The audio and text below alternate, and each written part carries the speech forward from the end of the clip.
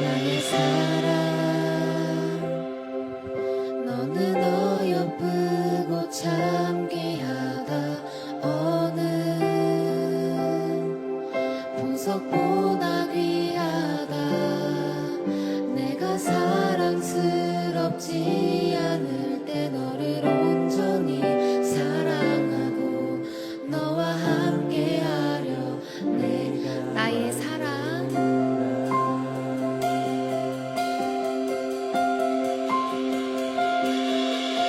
나의 사랑 너는 어여쁘고 참 귀하다. 어느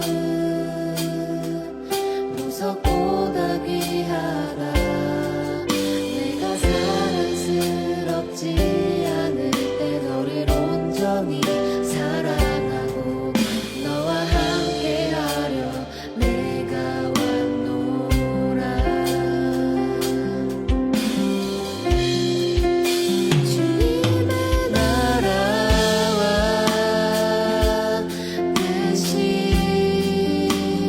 나의 삶 속에 임하시며 주님 알기를 주만 보기를 소망해.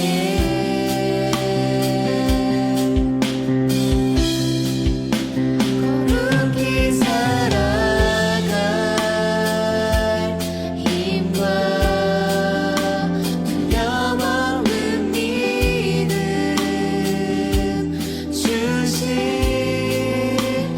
나의 하나님 완전한 사랑 찬양하겠습니다. 주의 사랑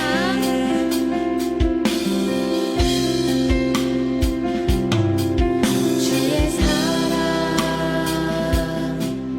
이 사랑은 결코 변치 않아. 모든 계절 돌보시네. 푸른 마을 꽃은 시듯 나 주의 말씀은 신실해. 실수가 없으신 주만 다시 한번 고백하겠습니다. 주의 사랑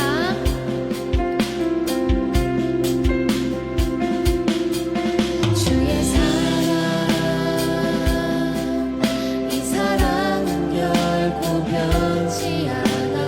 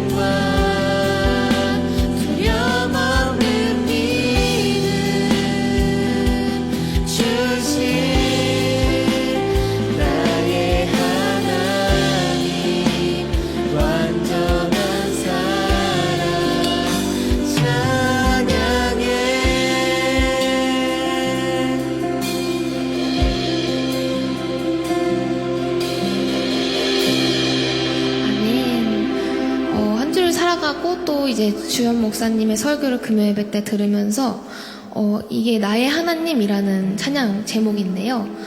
그러면서 나의 하나님은 항상 어디 계실까라고 좀 많이 저는 생각했던 것 같아요. 그때는 뭐 하나님이 어디 계신지도 모르고 하나님이 어떤 분이신지도 몰랐을 때니까 계속 고민했습니다. 도대체 하나님은 보이지 않는 분이신데 어디 계실까? 이러면서 물론 나의 삶 속에 항상 계시겠지만 그게 나의 왼쪽일까 오른쪽일까 이러면서 나의 앞일까 뒤일까 이러면서 고민을 했던 적이 있었습니다. 계속 말씀을 들으면서 그런 생각들을 했던 게 좀 기억이 나더라고요. 제가 어떤 생각을 하면서 말씀을 들었었고 신앙생활을 해왔었는지. 근데 이제 말씀을 듣고 깨달은 것은 하나님이 왼쪽에 있고 뭐 오른쪽에 있고 위에 있고 이런 게 아니라 나의 마음속 깊이 계셨구나 라는 것을 좀 깨닫게 된 후로 조금 저의 근심과 걱정이 조금 사라지고 조금 자유로워진 것 같아요. 그래서 찬양을 하는 게 조금 더 기뻐지고 자유로워졌던 것 같습니다. 하나님은 저희의 모든 이름을 아시고 저희의 뭐 머리 개수까지 다 아신다고 하셨으니까 저희를 지으신 분이 하나님이시니까 우리 이 시간 오늘도 예배 자리 가운데 우리의 이름을 다 아시는 주님 앞에 나아갔으면 좋겠습니다.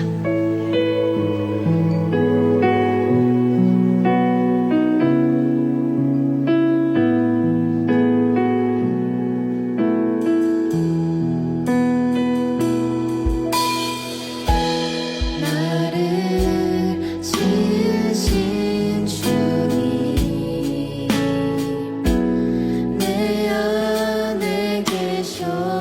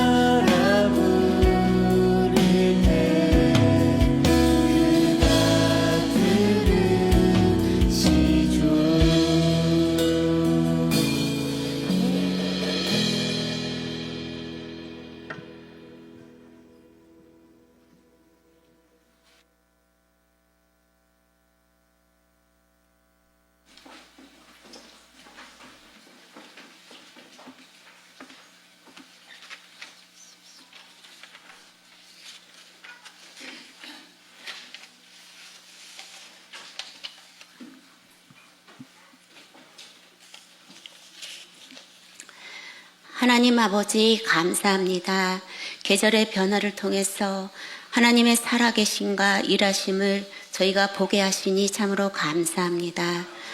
복된 날 하나님의 부르심에 반응하여 모인 성도들에게 하늘의 신령한 복으로 함께 하옵소서. 오늘 드려지는 예배 가운데 하나님의 임재를 깊이 경험하길 원합니다. 주는 그리스도시요 살아계신 하나님의 아들이십니다. 아멘. 아버지, 우리 교회 성도들 영혼 깊은 곳에서부터 이 진리의 고백이 심어지길 간절히 구합니다. 우리의 삶을 통과한 고백으로 날마다 주님의 은혜를 발견하고 예수로 나눔이 풍성한 교회 되게 하옵소서. 오직 예수만이 흥왕하여 교회 천국 되게 하옵소서. 특별히 다음 세대를 위해 기도합니다. 우리 교회 아이들이 세상을 살아가는 예수님의 사랑을 알게 하셔서 하나님의 꿈을 꾸며 세상의 빛과 소금으로 살아가게 하옵소서. 어려서 복음을 듣게 하시고 예수를 영접하게 하옵소서. 또한 교회 비전으로 소그룹 모임과 전도 모임, 선교 모임에 하나님의 이름을 나타내시고 하나님의 권능으로 함께 하여서 하나님이 함께 하심을 모든 교인이 알게 하여 주시옵소서. 하나님, 성도들의 어려운 문제들로 기도합니다. 질병의 문제, 재정의 문제, 관계의 문제, 여러 가지 인생 문제를 놓고 아버지께 고백할 때마다 하나님의 놀라운 은혜로 풀어지게 하옵소서. 예수 이름으로 문제와 어려움이 떠나가게 하옵소서. 그리하여서 사람이 떡으로만 사는 것이 아니라 하나님의 입에서 나오는 말씀으로 은혜로 사는 것을 경험하여 알게 하옵소서. 오늘 이 시간 말씀을 전하실 귀하신 목사님을 위해 기도합니다. 성령의 인도하심을 따라 거침없이 담대하게 선포하실 때에 성도들에게 듣는 마음을 주시고 깨닫게 하시고 순종하면서 한 주간 삶에서 말씀을 이루어가는 능력 있는 삶을 살아내게 하옵소서. 우리 교회에게 말씀하시는 하나님을 신뢰하며 삶으로 화답하는 교회 되게 하옵소서. 예수 그리스도의 이름으로 기도드렸습니다.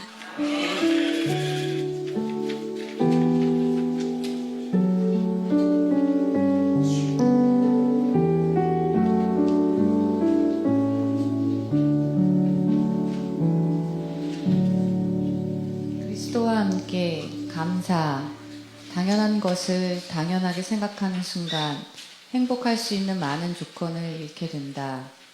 우리 당연한 것에 감사하며 살자. 당연하게 행복해질 수 있도록 내 삶에 당연한 것 하나도 없었던 것을 모든 것이 은혜였소.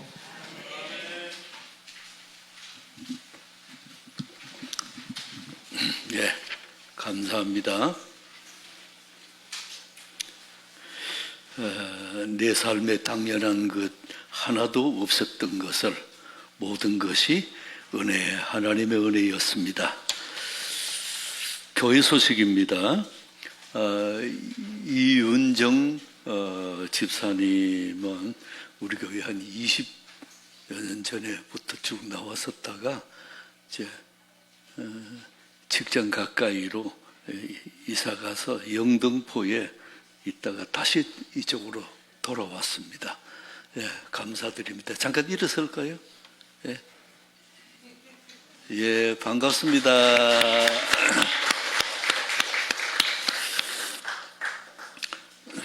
예, 옛날에 쭉 다녔더라도 이제 예일교회 오시면 처음부터 바나바부터 다시 시작합니다. 그래서 이은정 집사님과 온진희 집사님이 바나바를 해주시기를 바라고요. 예배 시간은 10시 50분부터 11시 10분 전입니다. 마음을 여는 찬양, 새 찬양 배우기도 하고 그렇게 은혜 가운데로 우리의 마음을 주께 드리는 시간을 갖습니다. 3부는 선교 훈련입니다. 그러나 선교에 가지 않는 분들도 참석하시면 은혜가 참 클 줄 믿습니다. 핵심 일주를 정지우 집사님이 김점자 사모와 이승일 성도가 김수진 사모, 정단우 집사님이 조주환 집사님과 그렇게 지금 하고 있고 또 해주시기를 바라고요. 주차장 사용 주일날은 여주선 매기 매운탕 주차장을 교인들이 사용을 합니다. 최영자 권사님의 교회를 위한 헌신에 감사드립니다. 여중구 집사님 아버님 속히 완쾌되도록 박기용 형제도 많이 좋아졌습니다. 건강하게 걸어서 교회 올 수 있도록 위해서 기도해 주시고 고동래 집사님 위해서도 기도해 주시기를 바랍니다. 크리스와 서유정 전도사님이 시댁에 갔다 오는데 미국까지 갔다 와요. 그래서 2주 동안 잘 다녀왔고요. 하나님의 은혜 가운데 이제 다시 교회 생활에 이렇게 아름답게 또 잘 적응하는 은혜 있기 바랍니다. 우리 옆 사람하고 인사합시다. 사랑합니다. 존경합니다.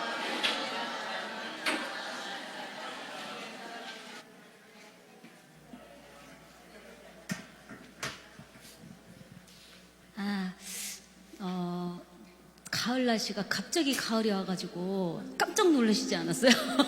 저는 이 가을이 너무 빨리 지나갈 것 같아서 살짝 아쉽긴 합니다.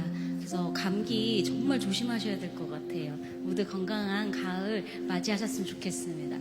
저는 이제 좀 일어나면은 약간 이렇게 기운이 없잖아요. 아침에 일어나면은. 그래가지고 저는 그때 약간 힘이 빠져 있을 때가 좀 좋은 것 같아요. 그래서 그때 좀 말씀을 제가 이렇게 틀어서 듣거든요. 근데 그때가 가장 집중할 수 있는 그런 시간인 것 같아요. 그래서 예수님이 새벽기도 그렇게 가셨구나. 그런 생각이 들더라고요.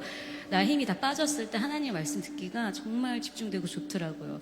그러면서 제가 요즘에 나이가 많지는 않습니다. 여러분. 이제 뭐 44밖에 안 됐어요. 네.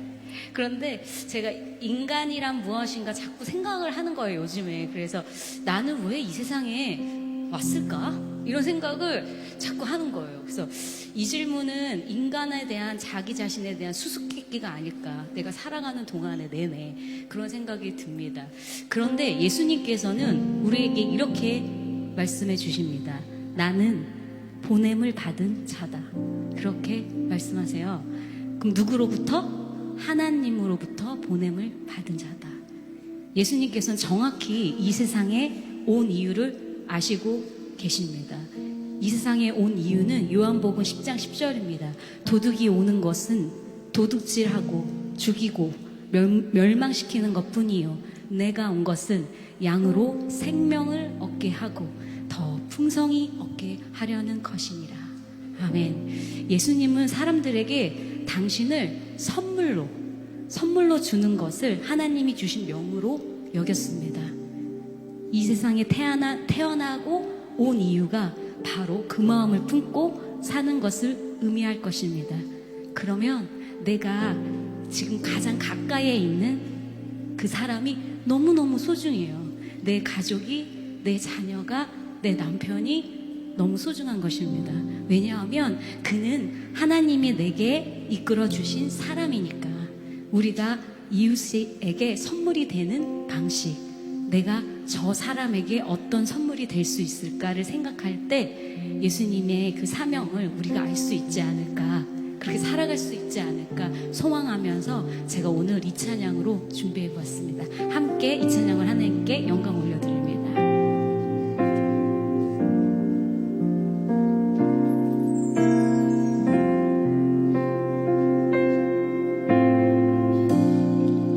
모든 상황 속에서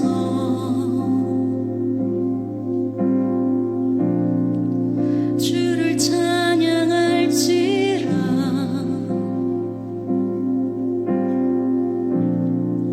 주는 너의 큰 사랑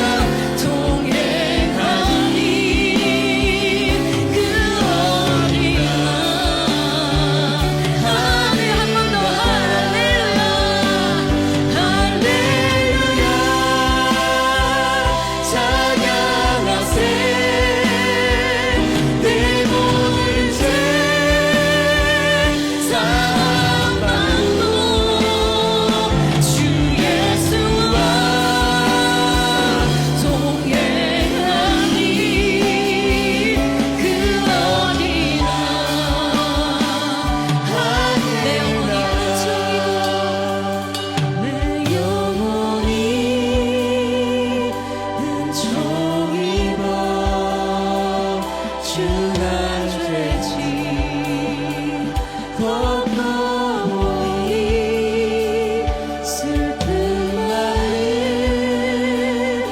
이 세상도 천국으로 높은 산이 높은 산이 거친들이 거친들이 조막이나 금벌이나 내 주 예수 모신 곳이 그 어디야 하늘나라 할렐루야 찬양하세 내 모든 죄 사함받고 주 예수와 동행하니 그 어디나 여러분들만 고백 드릴 거예요. 높은 산이 거친들이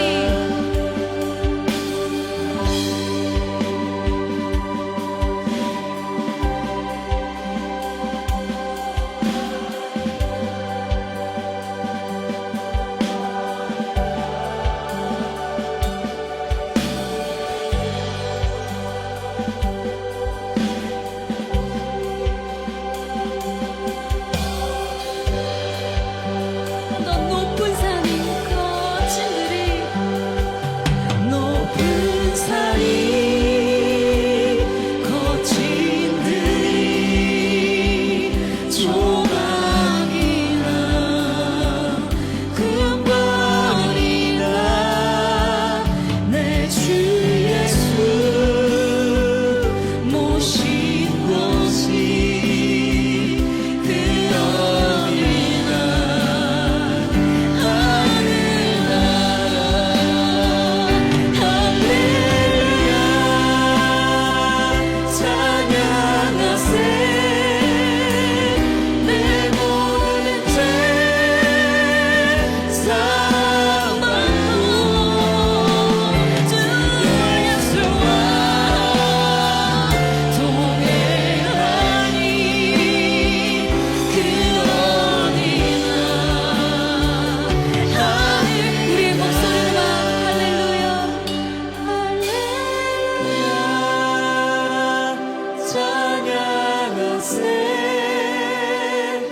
내 모든 죄 사함받고 주 예수와 동행하니 그 어디나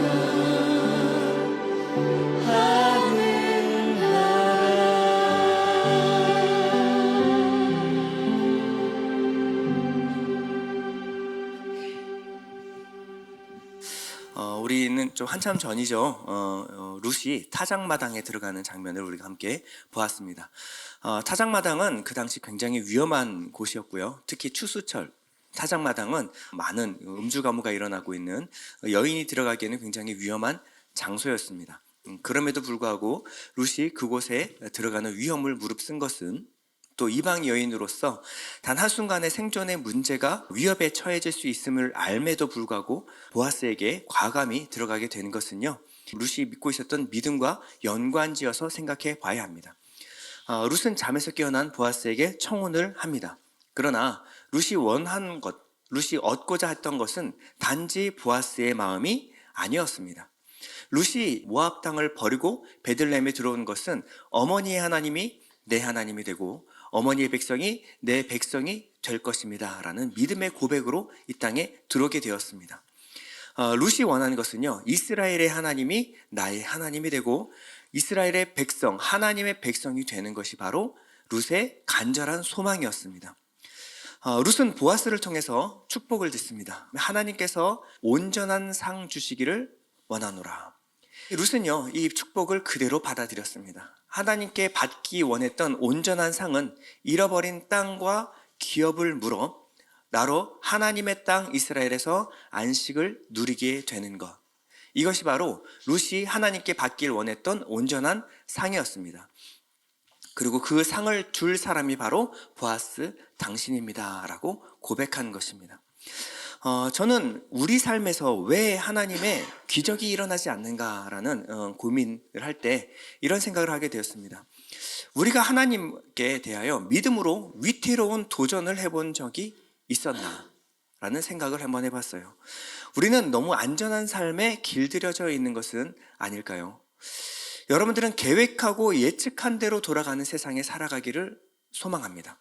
내가 통제할 수 있는 범위 내에서만 어떠한 일이 일어나기를 기대하고 소망합니다.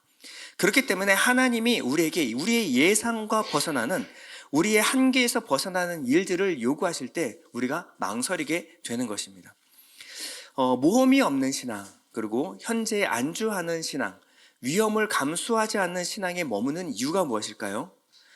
우리는 우리 안에 계신 예수께서 얼마나 유력한 분이신지, 얼마나 위대한 능력을 가지신 분이신지를 잘 모르기 때문에 그렇습니다. 룻이 참 귀한 것은요, 룻은 자신의 믿음에 자신의 인생을 걸었다는 것입니다. 그리고 그 믿음을 위하여 매 순간 최선을 다했습니다. 자신이 할 수 있는 한도 내에서의 최선을 다했습니다. 그리고 하나님이 주실 일을 기대하기 시작했습니다. 보아스는 룻의 의중을 정확하게 읽어냈습니다. 그리고 보아스는 그녀의 최선에 자신의 최선으로 응답합니다. 보아스는 룻을 축복한 후에 룻의 말대로 다 행할 것이다 라고 약속합니다. 오늘 3장 10절에서 11절인데요. 그가 이르되 내 딸아 여호와께서 내게 복 주시기를 원하노라. 내가 가난하건 부하건 젊은 자를 따르지 아니하였으니 내가 베푼 인애가 처음보다 나중이 더하도다. 그리고 이제 내 딸아 두려워하지 말라. 내가 내 말대로 내게 다 행하리라. 내가 현숙한 여자인 줄 나의 성읍 백성이 다 아느니라. 오늘 타작마당에서 보아스가 룻의 청혼을 했을 때 룻의 청혼을 받아들일 수 있었던 이유가 뭐죠? 보아스가 룻을 사랑했기 때문입니다. 네, 룻을 사랑하게 된 이유가 무엇일까요? 많은 만남이 있지 않았습니다. 충분한 대화가 있지 않았어요. 그러나 보아스는 룻을 사랑했던 이유는 그녀의 내면의 아름다움이었습니다. 그녀의 자질이 무엇이었죠? 바로 인애, 헤세드. 이 룻 안에 있었던 하나님의 성품을 보았고요. 그리고 현숙한 여자인 줄을 나의 성읍 백성이 아니라 현숙함을 보았습니다. 이 시간 우리는 먼저 그리스도를 예표하는 이 보아스가 이 기뻐했던 룻의 현숙함, 그리고 헤세드를 통해서 하나님이 우리에게 원하시는 성숙한 모습이 무엇인지를 한번 생각해 보는 시간을 갖기를 소원합니다. 룻을 향해서 현숙한 여자라고 말할 때 이 현숙한 여자는요, 에세트 하일이라는 말인데 우리가 흔히 생각하는 유교적 관점의 현숙한 여인과는 전혀 다른 의미의 현숙함입니다. 우리가 생각하는 현숙함은 밥 잘하고 집안일 잘하고 남편 말 잘 듣고 순종적인, 굉장히 양과 같은 그런 강아지 같은 여자를 우리가 현숙하다라고 말할 수 있습니다. 그러나 이 성경에서 말하는 에세트 하일이라고 하는 현숙함은요, 이 에세트는 이샤에서 말하는 여자라는 말이고요, 하일은 힘과 능력을 상징하는 말입니다. 그러니까 현숙하다라는 말은 우리가 생각하는 이 성경의 본 의미를 잘 반영해주는 단어는 아닌 것 같습니다. 에세트 하일은요, 힘있고 유능한 여자라는 말입니다. 앞서서 보아스를 가리켜서 깁보르 하일이라고 말했죠. 그리고 룻은 뭐냐면 에세트 하일이라고 말합니다. 이 하일이 무엇이냐면 바로 힘과 능력을 상징하는 거예요. 그러니까 보아스에게 말했던 유력하다, 힘과 능력을 상징하는 이 하일을 어디에 붙였냐면 에세트 하일, 룻에게 너는 하일, 능력 있는 여자다라고 말하고 있는 겁니다. 그러니까 룻기의 표현으로 하면 유력한 여인, 유능한 여인이라고 칭찬하고 있는 것입니다. 그러니까 룻이 보아스의 짝으로 필적할 만한 그런 존재다라는 것을 여기서 설명해 주고 있는 거예요. 자, 현숙한 여인, 우리의 이제 생각을 좀 벗어버리기 위해서 잠언 31장에서 현숙한 여인을 뭐라고 설명하는지를 우리가 한번 살펴보는 것이 좋을 것 같습니다. 잠언 31장에 보면요, 이 현숙한 여인의 특징에 대해서 말하고 있는데 20절에 보면 그는 곤고한 자에게 손을 펴며 궁핍한 자를 위하여 손을 내밀며. 자, 26절에 보면 입을 열어 지혜를 베풀며 그의 혀로 인의 헤세드의 법을 말하며.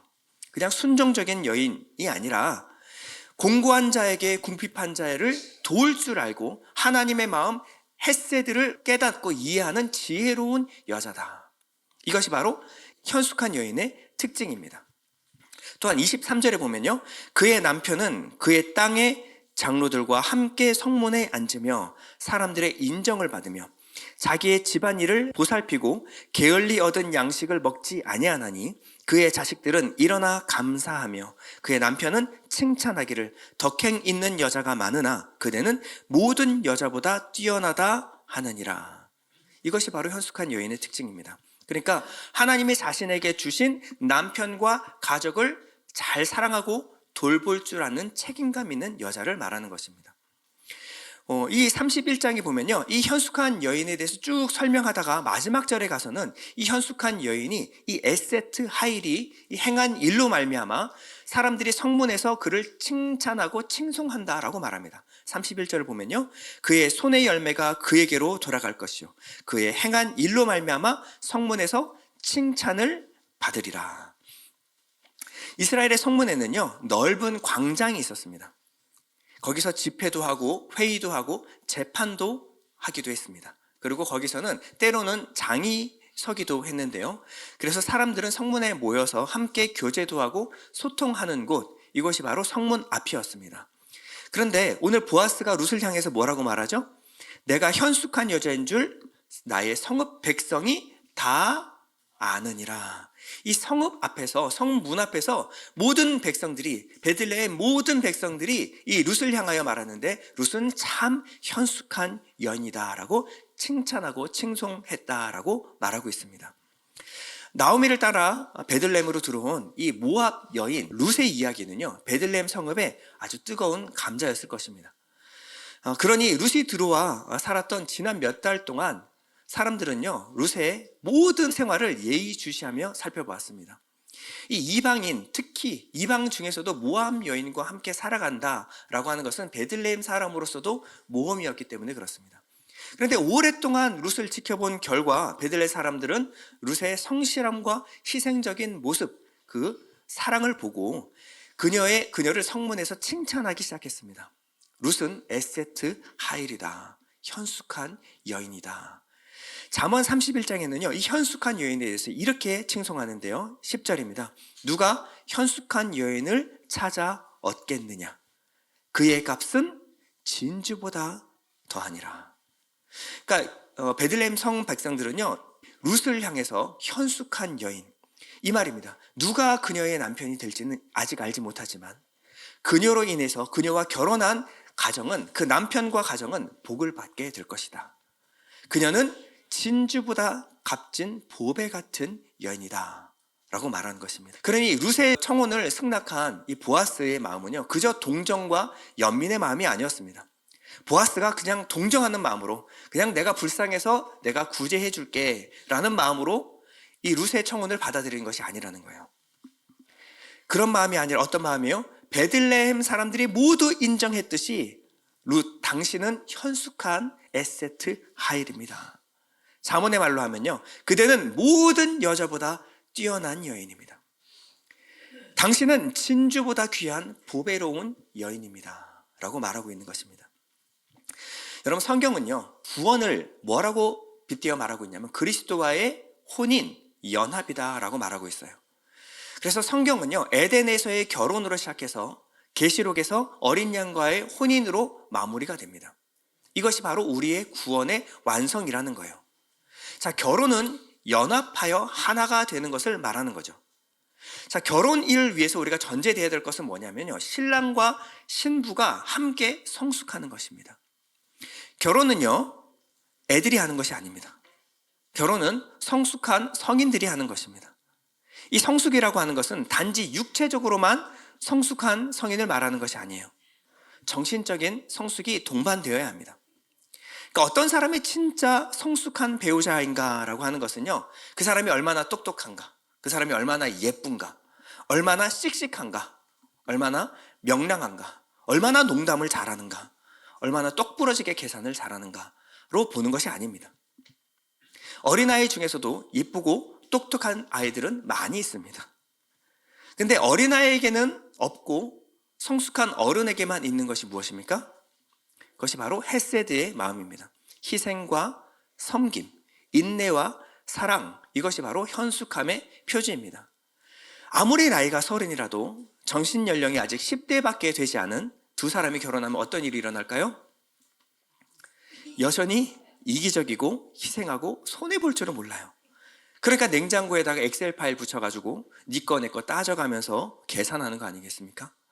여러분, 결혼했는데 뭐 네 거 내 거가 어디 있습니까? 근데 네가 얼마 벌고 내가 얼마 벌고 냉장고에 이건 내 거고 이건 네 거고, 이게 뭐예요? 아직 성숙이 안 된 거예요. 조금만 불편하면 자기 감정을 추스리질 못해서, 조절할 줄 몰라가지고 상대방에게 상처될 말을 하는 말을 내뱉습니다. 왜 그럴까요? 뭐가 문제일까요? 성숙하지 않은 것이 문제예요.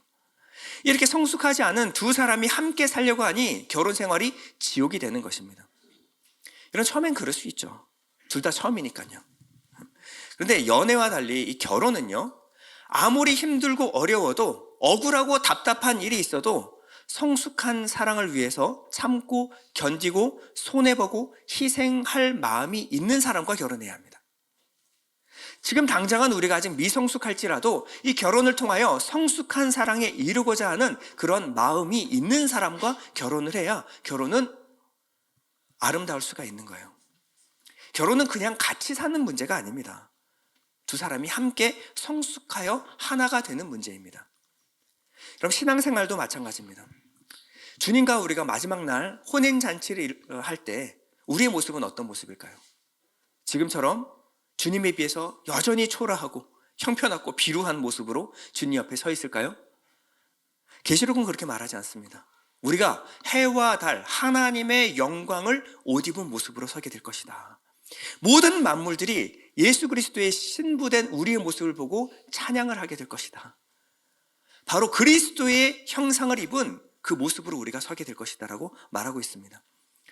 그러므로 저와 여러분들은요, 그리스도와 깊이 교제하면서 성령 안에서 끊임없이 자라나고 성숙해 나가야 합니다.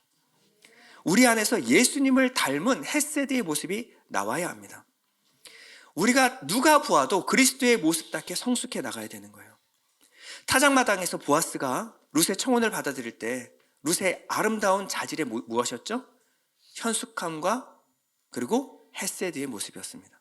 그럼 두 사람은 얼마나 닮아 있습니까? 이 두 사람은요, 결혼하기 전에 이미 준비된 성숙한 두 남녀였던 것입니다.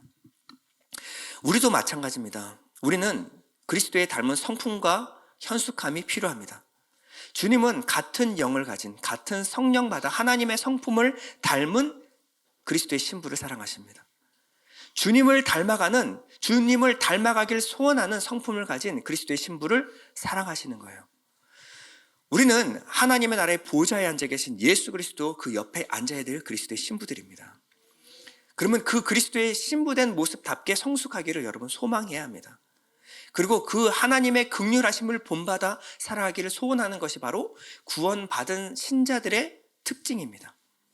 심판날, 마지막 날 우리의 삶을 하나님이 무엇으로 판단하실까요? 야고보서 2장 13절에 보면요, 긍휼을 행하지 아니하는 자에게는 긍휼 없는 심판이 있으리라. 무조건 행하라는 것이 아니라 구원받은 자에게는 반드시 긍휼을 행하게 되는, 긍휼이 우리에게서 나타나는 표지가 나타난다라는 겁니다. 하나님이 우리에게 마지막으로 보시는 것은요, 다른 행함이 아니에요. 하나님의 성품, 하나님의 긍휼의 유전자가 내게 있는가? 그냥 주여 주여 하는 자들을 구원하는 건 아닙니다. 그냥 나는 주님 믿습니다 하는 사람들을 구원하는 거 아니에요. 거듭나 예수 그리스도의 흔적이 내 안에 있는가? 예수 그리스도의 성품을 따라 살아가는 흔적이 내 안에 나타나는가? 그 살아간 흔적을 통하여 내 안에 성령이 살아계심을 우리가 경험하는 사람. 이 사람이 바로 구원받은 자이고 그리스도의 신부인 줄 믿습니다.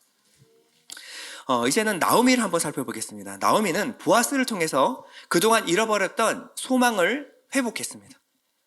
근데 오늘 나오미는요, 한 걸음 더 나아가 보아스가 나오미와 룻의 기업을 물을 것이라고 확신하고 있습니다. 18절에 보면요, 이에 시어머니가 이르되 내 딸아 이 사건이 어떻게 될지 알기까지 앉아 있으라. 그 사람이 오늘 이 일을 성취하기 전에는 쉬지 아니하리라. 자, 나오미가 확신하는 근거가 뭘까요?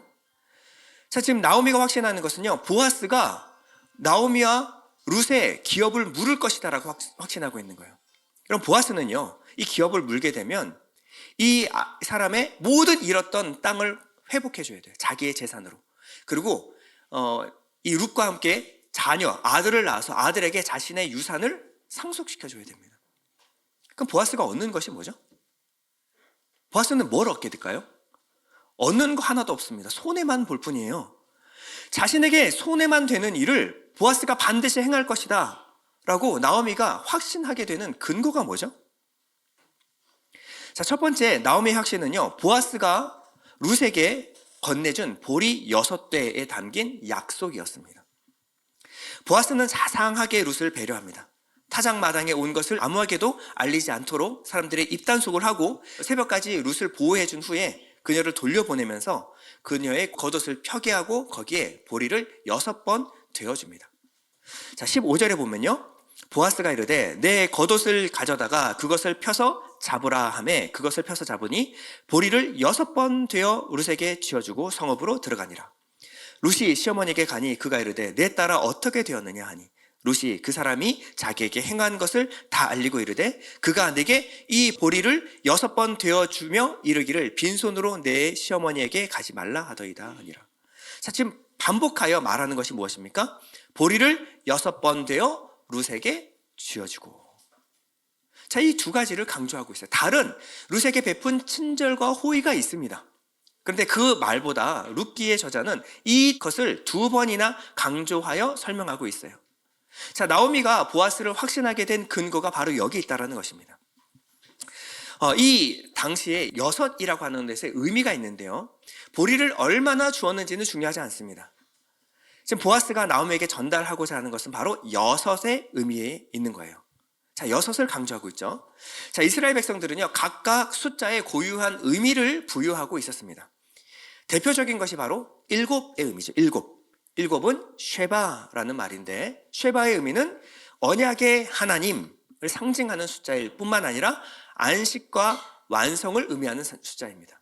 그러니까 7이 담긴, 이 숫자에 하나에 담긴 의미가 바로 언약의 하나님, 그리고 안식과 완성, 언약하시고 성취하시는 하나님을 담고 있는 숫자가 바로 7이라는 거예요. 그렇다면 7에서 하나 부족한 6은 어떤 의미를 담고 있을까요? 자, 7, 쉐바가 완전 안식의 수라고 한다면 6은 바로 쉬샤, 수고와 헌신의 최대치를 상징하며, 그리고 이 안식을 가기 위한 바로 전 단계, 안식의 임박을 상징하고 있는 말이 바로 6입니다. 수고하고 노력하는 최대치가 어디냐? 6이라는 거예요. 우리가 아무리 노력해도 7배는 미치지 못한다는 겁니다. 그러나 이 6은 바로 7을 향한 숫자이기도 하다라는 거예요. 아직 완성은 아닙니다. 안식에 도달하는 것은 아니에요. 그러나 이제 곧 안식에 도달할 것을 알리는 숫자가 바로 6이라는 거예요. 보아스가 6번 보리를 되어주면서 나오미에게 전달하고자 하는 메시지는 바로 이것입니다. 안식할 날이 이제 멀지 않았다라는 거예요. 룻과 나오미는 할 수 있는 최선을 다했습니다. 그것을 인정해 주면서 이제 곧 안식할 날이 멀지 않았다. 그러니 조금만 더 참고 인내하고 기다리라는 것입니다. 내가 곧 이 문제를 해결하고 룻을 아내로 맞이하겠다라는 약속입니다. 그리고 절대 이 기다림이 그리 길지 않게 하겠습니다. 내가 속히 오겠다라는 약속이 바로 6번 되어준 그 6의 의미입니다. 그럼 내일과 내일에 대한 기다림과 소망이 있는 사람들은요, 절대 오늘을 포기하지 않습니다. 오늘 아무리 힘이 들어도 오늘 지나면 내일 주실 그 안식에 대한 소망을 품고 있는 사람들은 오늘을 견뎌냅니다. 왜냐하면 조금만 더 가면 되기 때문에 끝까지 참고 인내하는 것입니다. 여러분, 내일에 대한 안식에 대한 기도로 오늘을 힘있게 살 수 있는 것이 바로 여섯째 날을 사는 사람들의 방식인 거예요. 우리가 하나님에 대한 어떤 약속을 받았는가? 우리가 마음에 간직하고 있는 그 약속, 소망이 무엇인가를 돌아보게 되면요, 오늘 아무리 힘든 오늘을 산다라고 할지라도 그 언약을 기다리고 참고 인내할 수 있는 인내가 우리 안에 싹트기 시작합니다. 저는 하나님의 언약, 그리고 하나님이 주신 마음에 반응하여 수고하고 헌신하는 우리 지체들과 동역자들을 보면서 매일 새벽 예배 때마다 하는 기도가 하나 있습니다. 하나님, 조금만 더 견디게 해주십시오. 하나님, 조금만 더 힘을 주셔서 지금 이 언덕을 넘기게 해주십시오. 우리 성도들에게 조금만 더 힘을 내어서 이 믿음으로 이 순간을 승리하게 해주십시오. 하나님, 제발 오늘 하루만 살아갈 힘과 능력과 소망을 허락하여 주시옵소서. 그래서 오늘을 이겨내고 견뎌낼 수 있는 능력을 허락하여 주옵소서. 여러분들의 수고와 인내치가 6에 달했다라고 생각할 수가 있습니다. 그때 하나님께서 여러분들에게 6번 하나님의 사랑을 되어주시기를 축원드립니다. 그리고 하나님께서 여러분들에게 하시는 음성에 귀를 기울이시기 바랍니다. 조금만 더 견뎌라. 이제 안식이 멀지 않았다. 여러분, 인내로서 믿음으로 최선을 다했는데 하나님의 응답이 더딘 것 같은, 그렇게 느낄 때가 있습니다. 간절히 부르짖었는데 하나님이 응답하지 않을 것 같은, 침묵하는 것 같은 섭섭함이 마음에 밀려올 때가 있습니다. 그래서 새벽마다 눈물로 기도하시는 성도들이 계십니다. 그때 기억하십시오. 지금은 6째 날입니다. 거의 다 왔습니다. 조금만 더 가면 됩니다. 그러니 여기서 포기하시면 안 됩니다. 조금만 더 힘을 내어서 마지막 하나를 채워야 합니다. 6에서 7으로 이어주는 6에서 7로 가는 우리가 할 수 있는 일은 단 하나가 있습니다. 무엇이냐면 믿음과 인내의 시간을 견뎌내는 것입니다. 하나님은 이 시간을 통하여 여러분들의 인내와 성숙의 양을 채우기를 소원하십니다. 우리가 의심하지 말아야 될 것은요, 이 순간에 마저도 하나님은 여러분들의 기도와 수고, 인내를, 헌신을 다 보고 계시다라는 거예요. 나오미가 보아스를 향해서 확신하게 된 또 한 가지 중요한 이유가 바로 이것입니다. 보아스 안에서 하나님의 긍휼하심과 헤세드가 일하고 계심을 눈으로 보았습니다. 자, 근거가 뭐냐면요, 17절입니다. 이르되 그가 내게 이 보리를 6번 되어주며 말하기를 빈손으로 내 시어머니에게 가지 말라 하더이다. 자, 이 빈손이라고 하는 단어는 룻기 1장에 동일하게 사용되었던 단어입니다. 나오미가 모압에서 남편을 잃고 두 아들을 잃고 망해서 돌아왔을 때 이렇게 고백합니다. 21절인데요. 내가 풍족하게 나갔더니 여호와께서 내게 비어 돌아오게 하셨느니라. 이 비어가 뭐예요? 똑같은 레캄이라고 말하는 빈손이라는 의미예요. 하나님이 이 나오미를 지켜보고 계셨어요.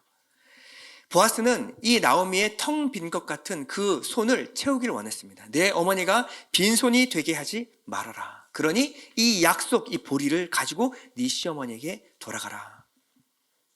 그저 룻에게만 약속을 준 게 아니에요.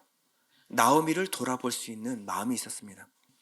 보아스가 남편 잃고 두 아들 잃고 재산 다 잃고 텅 비어서 홀로 있는 그 외로움을, 나오미의 이 마음을 보아스가, 그리고 하나님이 기억하고 헤아리고 계셨다라는 것입니다. 그 누구도 신경 쓰지 않는, 관심 가져주지 않은, 아무도 모를 것 같은 그녀의 마음을 하나님께서 헤아리고 지켜보고 계셨다라는 거예요. 나오미는 보아스에게서 하나님의 긍휼하심과 하나님의 돌보시는 마음을 느꼈습니다. 그리고 나오미는 확신했습니다. 하나님의 긍휼이 보아스 안에서 그를 움직이게 하고 계시는구나. 그가 이 일을 성취하기까지는 결코 쉬지 않을 것이다. 왜요? 그 안에서 일하시는 이는 하나님이시기 때문에.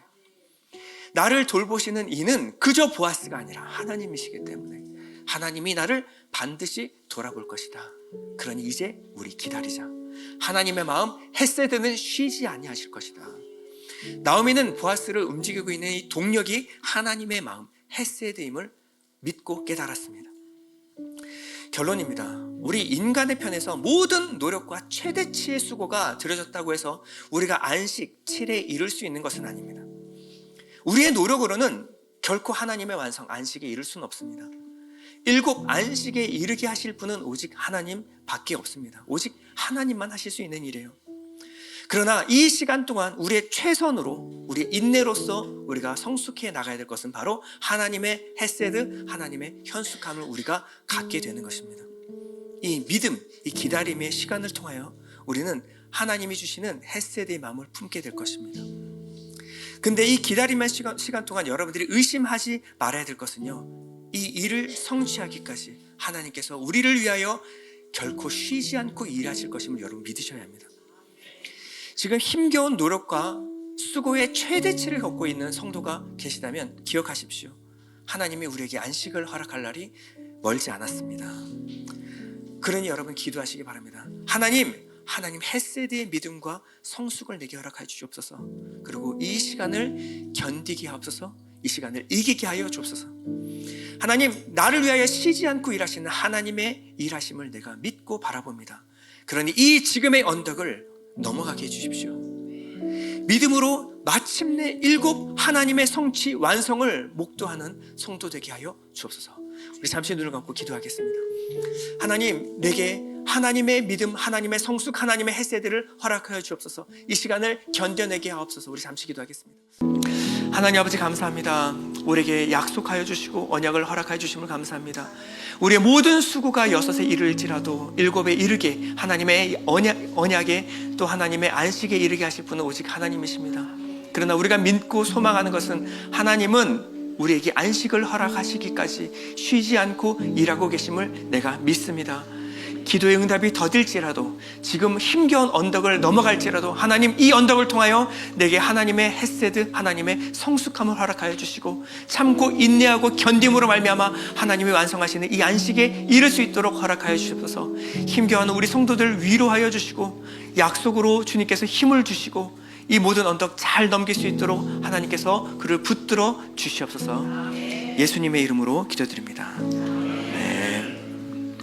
하나님의 부르심 찬양하면서 봉헌하시는 시간 갖겠습니다.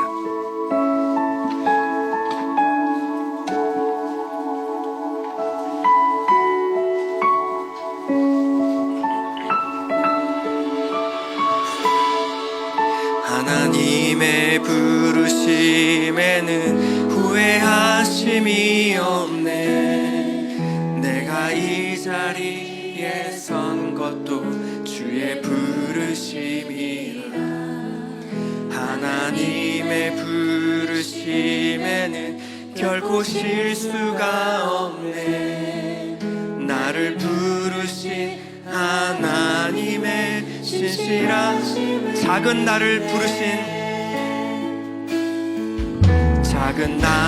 부르신 뜻을 나는 알 수 없지. 오직 감사와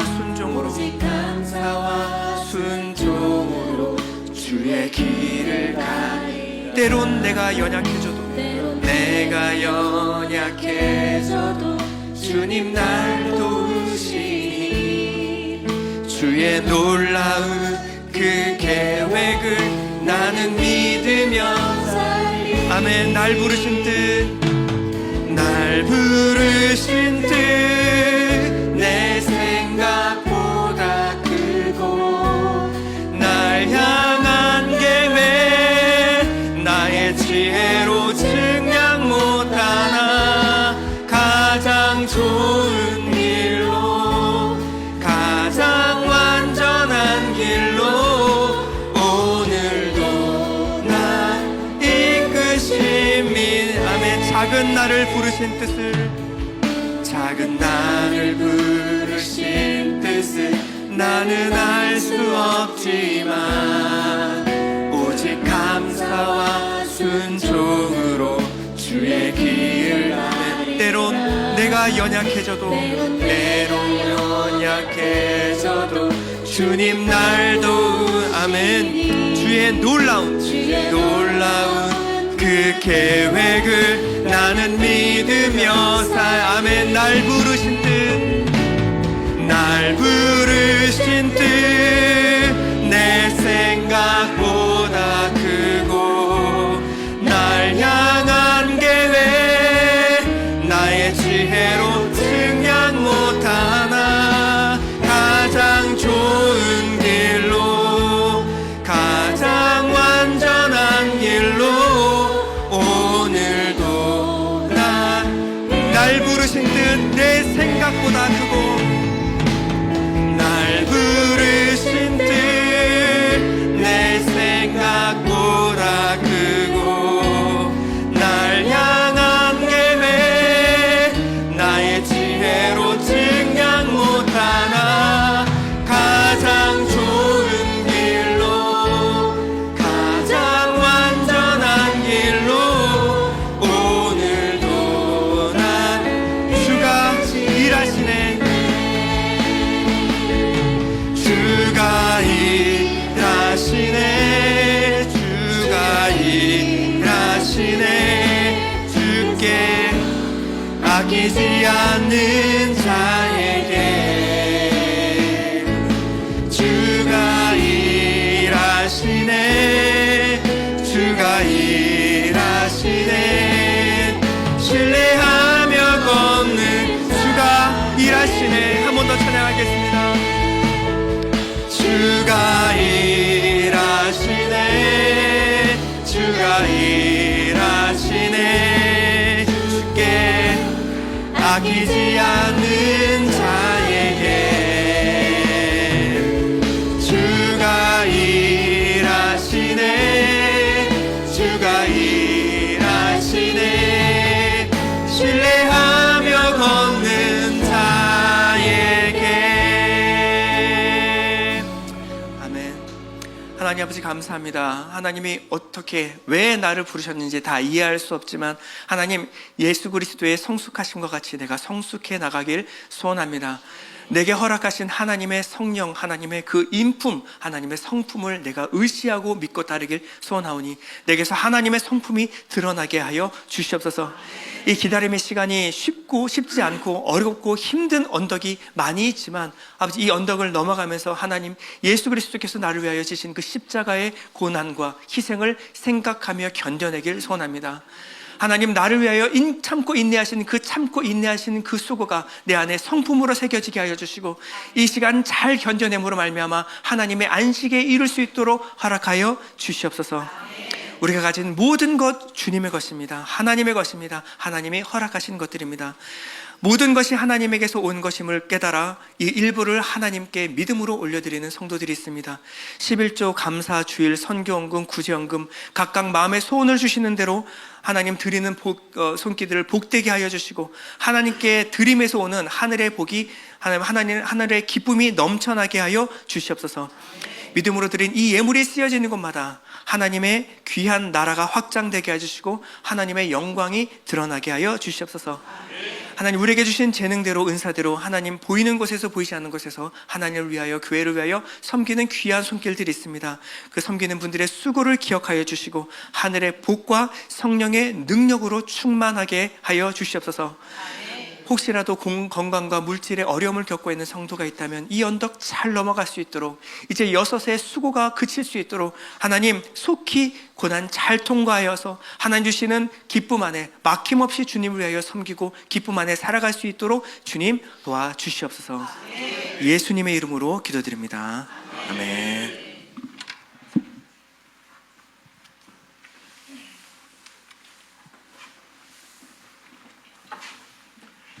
살아계신 주 찬양하겠습니다.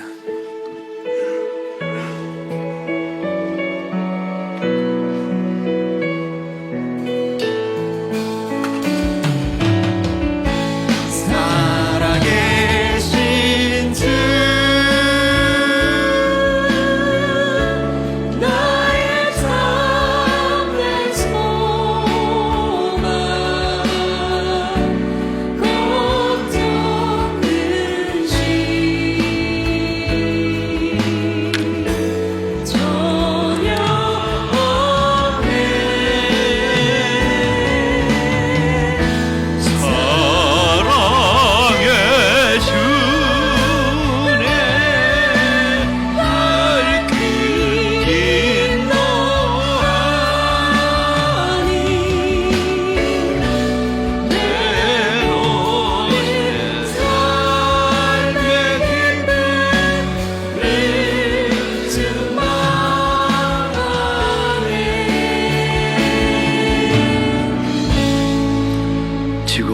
우리 구주 예수 그리스도의 무한하신 은혜와 하나님의 사랑하심과 성령의 감화, 감동하심이 하나님은 쉬지 않고 일하고 계심을 믿고 믿음으로 하나님의 헤세드 믿음과 또 기다림으로 우리 주님 바라보는 사랑하는 성도들의 머리와 가정과 자녀들과 기업 위에 우리 하나님의 평강이 이제로부터 영원까지 함께 있을지어다.